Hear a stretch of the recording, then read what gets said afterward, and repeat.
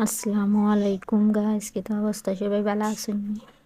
আল্লাহর রহমতে আমিও ভালো আছি। তো আজকে আর একটা ভিডিও নিয়ে আইলাম আপনাদের মধ্যে।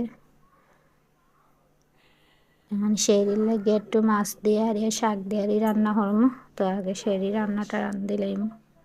আসলে কালকে গ্যাস শেষ হয়ে গেছিল, এরপরে আর গ্যাস কোনো জায়গাতে পাওয়া যায় না, সে বাজারে সব জায়গায় খুঁজা নিয়েছে, গ্যাস নাই।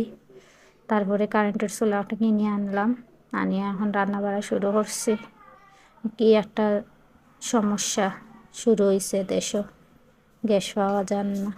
রোজা রমজান মাইয়া দিও না, গ্যাস ছাড়া কি তার কাজ করা যায়? কত রান্না বাড়া করা লাগে। তো আজকে বেশি কিচ্ছু রান্না বাড়া করতাম না, সিম্পল রান্না বাড়া।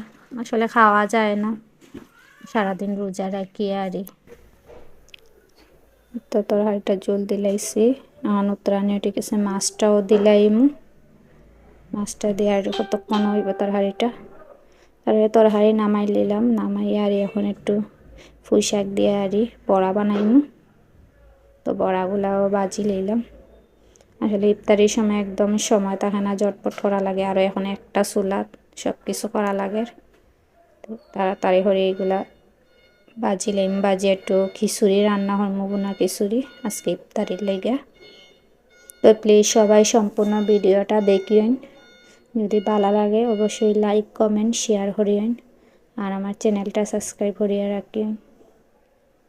এতো বড়াগুলা ভাজা হয়ে গেছে, এখন খিচুড়িটাও বোয়াই দিম। পেঁয়াজটা ভাজলে এখন একটু আদা রসুন বাটা দিলাম, দিয়ে আর এখন চাউল আর ডাইলটাও দই লাইছি বালাটিকে, দই আর এখন দিলাইছি অল্প করে রাখবো, মানুষ 2 জন, আসলে বেশি রান্না হলে খাওয়াও হয় না।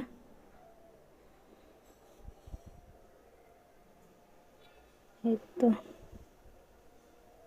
খিচুড়িটা কতক্ষণ কষাইয়ে তারপরে জল দিলাম। তো দিলাইছি, এখন একটু ডাকি আরি দিমু খিচুড়িটা।